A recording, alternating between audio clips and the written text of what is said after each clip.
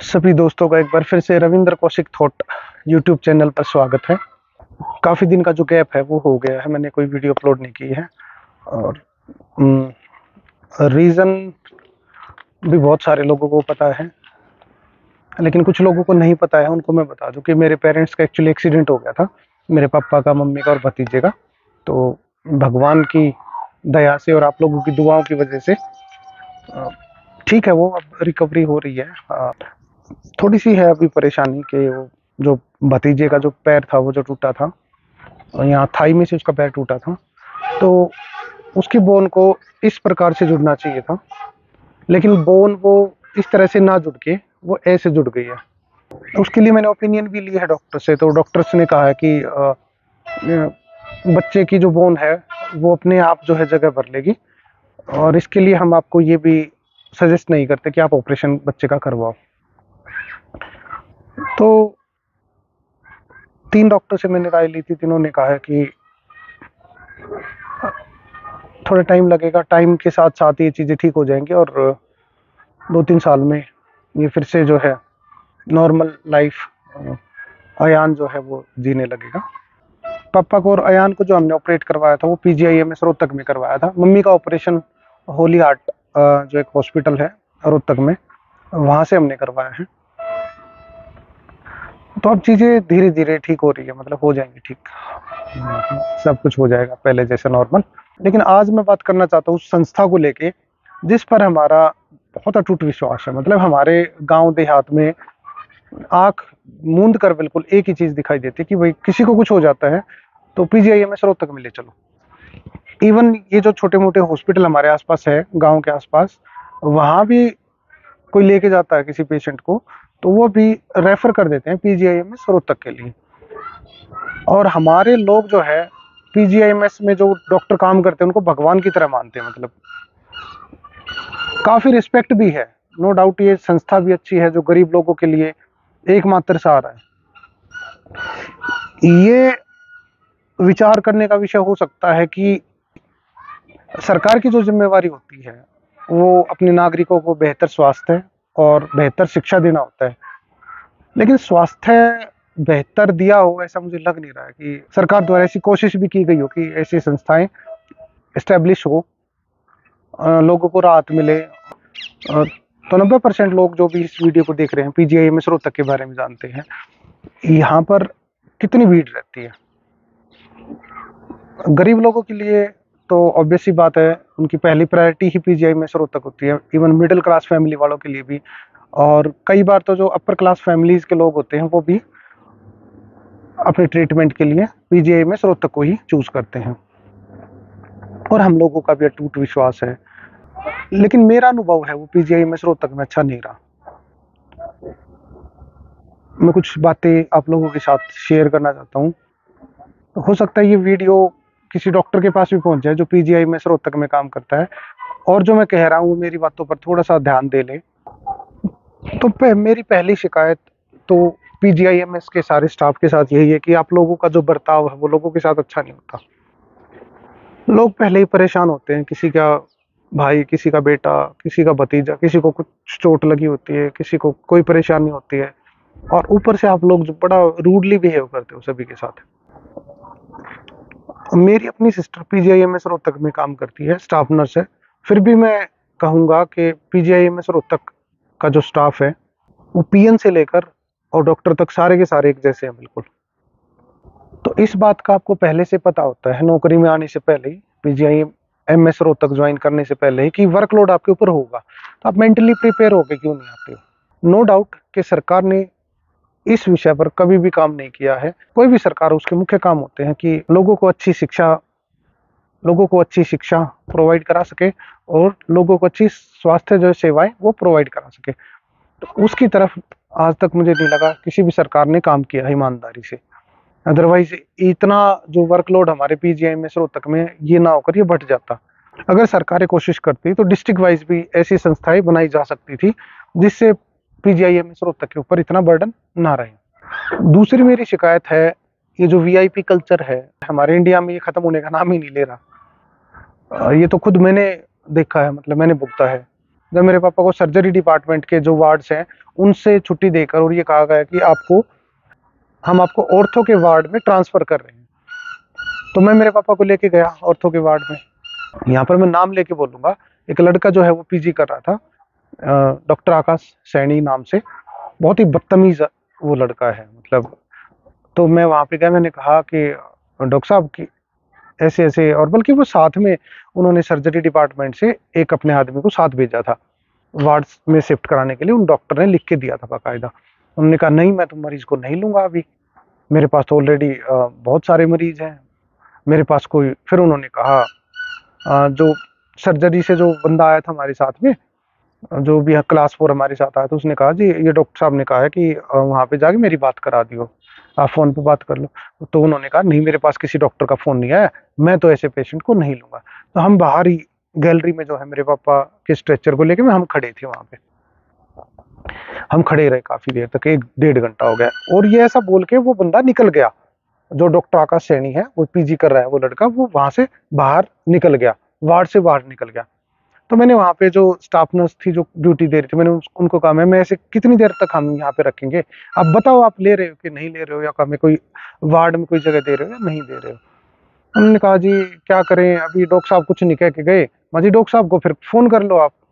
तो कहा जी हम तो फोन करें, लेकिन वो फोन नहीं उठा रहे हैं। तो इतना घटिया और इतना वाहियात इनका रवैया होता है। कुछ लोग ऐसे पीजीआई में हैं, मतलब मैं सभी को नहीं कहना चाहूंगा, लेकिन कुछ लोग हैं जिन्होंने इस पीजीआई का नाम खराब करके रखा हुआ है। काफी देर और हम खड़े रहे, करीब करीब, और हमारा आधा घंटा सारा हो गया वहां पे। फिर एक नर्स ने कहा कि एक बेड खाली है, वहां पे लेटा दो तब तक पेशेंट को। तो मैं वहां पे लेके गया, तब एक और बहन जी भागी आई, सिस्टर थी। तो वो कही अरे भाई तने बताई क्यों ना रे, तू परमिला का भाई है। हाँ रे बता कतिये, देखा हम तन्ने तो इसे सुनान के काम करवा दिए। मैं हैरान, मैंने कहा क्या बात होगी सिस्टर। बोला ना भाई, बोला तू बता ना दे, बोला तू प्रमिला का भाई है। एक्चुअली मेरी सिस्टर वहीं पीजीआईएमएस में स्टाफ नर्स के पोस्ट पे काम करती है। तो मैंने उस सिस्टर को कहा कि सिस्टर, मतलब इस चीज में भी आप एक वार्ड से किसी पेशेंट को दूसरे वार्ड में शिफ्ट कर रहे हो, वहां भी मतलब सिफारिशें लगानी पड़ेगी क्या। वो तो चलो मेरी सिस्टर है, उसका छोड़ो, मतलब वो मेरी सिस्टर ना होती यहाँ पर तो क्या पेशेंट को ऐसे ही मैं लिए खड़ा रहता क्या। ना ना भाई तू ला एक बार इसको अलग से वार्ड में, मैं करवाती हूँ अंकल को शिफ्ट। भाई गलती कर दी, बोला करना बतानी चाहिए थी। मैं चलो ठीक है, मैं अपने मन मन में सोच रहा था भाई ये विचार तो आपको करना चाहिए कि अगर किसी की कोई सिफारिश नहीं है, कोई एक आम व्यक्ति है, और पीजीआई में बेचारे गरीब लोग ही जाते हैं, तो उसके लिए मतलब कुछ नहीं है, ऐसे ही इधर से उधर उसको चक्कर कटाते रहो, ये व्यवस्था है। डॉक्टर हो, हमारे आर्मी पर्सन हो, इनके लिए ना दिल से रिस्पेक्ट होती है, ऑब्वियस सी बात है। बड़ा एक रेपुटेड सा ये पेशा है जो डॉक्टरी का पेशा है ना। लेकिन कुछ लोग इस डॉक्टरी के पेशे को बहुत खराब कर रहे हैं अपने व्यवहार की वजह से।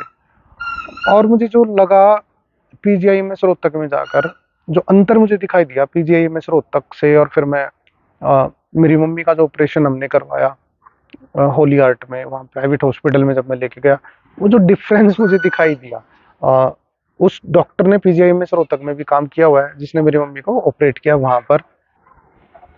तो ऐसा क्या होता है कि जब वो पीजीआई में इसमें काम कर रहे होते हैं वो डॉक्टर, तब वो उनका व्यवहार ऐसा चिड़चिड़ा सा और ऐसा रूड सा होता है पेशेंट के साथ।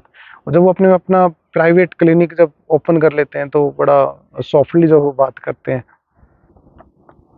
ऐसा क्यों होता है, मतलब मैं, अब मेरे जो भी दर्शक हैं जो मेरे वीडियो को देखते हैं, मैं उनसे भी पूछना चाहता हूँ ऐसा क्यों होता है। जॉब में वर्कलोड आज के टाइम पे है, और नो डाउट कि वर्कलोड की वजह से इंसान तनाव में रहता है और चिड़चिड़ा हो जाता है उसका स्वभाव। लेकिन मैं लेकिन मैं बस इतना पूछना चाहता हूँ पीजीआईएमएस रोहतक के सारे स्टाफ से कि क्या जब आप जॉब ज्वाइन कर रहे थे यहाँ पे पीजीआईएमएस रोहतक में, आपको नहीं पता था यहाँ पे वर्कलोड है, आप मेंटली प्रिपेयर नहीं थे इस चीज के लिए।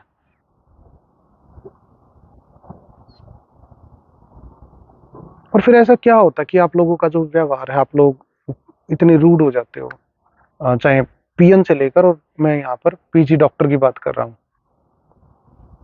और मैं एक सीधा सा सवाल जो है, जो डॉक्टर है वहाँ पर पीजीआईएमएस रोहतक में, जो सर्टिफाइड डॉक्टर है, बाकियों की बात मैं नहीं कर रहा हूँ यहाँ पे, जो सर्टिफाइड डॉक्टर है उनसे मैं करना चाह रहा हूँ कि आप लोगों ने सारी व्यवस्था, पूरे पीजीआईएमएस रोहतक की पूरी व्यवस्था जो पीजी के स्टूडेंट्स होते हैं इनके हवाले कर रखी है।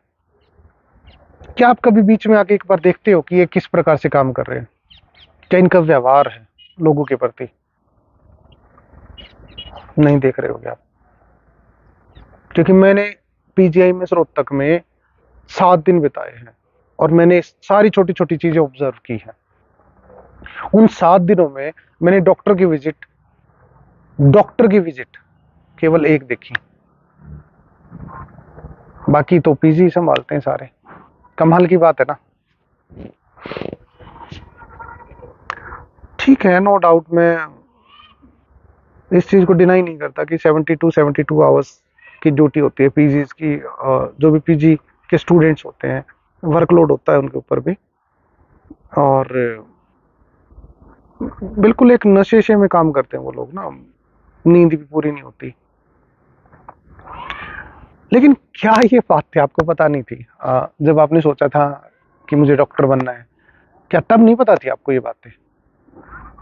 तो फिर वो खींच जो है आपके अंदर की, वो एक पेशेंट के ऊपर निकालने का क्या मतलब बनता है, मुझे ये समझ नहीं आया। आप लोग जो इतना रूडली बिहेव करते हो, रूडली बात करते हो, आप प्यार से भी बात कर सकते हो। जो लोग हैं बेचारे, किसी के काका, ताऊ, माँ, बाप, उनको चोट लगी हुई है ऑलरेडी, वो परेशान है, वो मेंटली पहले ही टूटे हुए हैं। उन लोगों के साथ आप बात करके, आप रूडली बिहेव करके, मतलब उनकी हिम्मत को और तोड़ देते हो।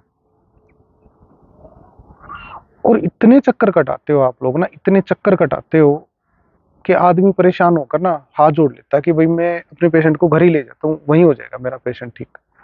मैं अपना एक्सपीरियंस बता रहा हूँ।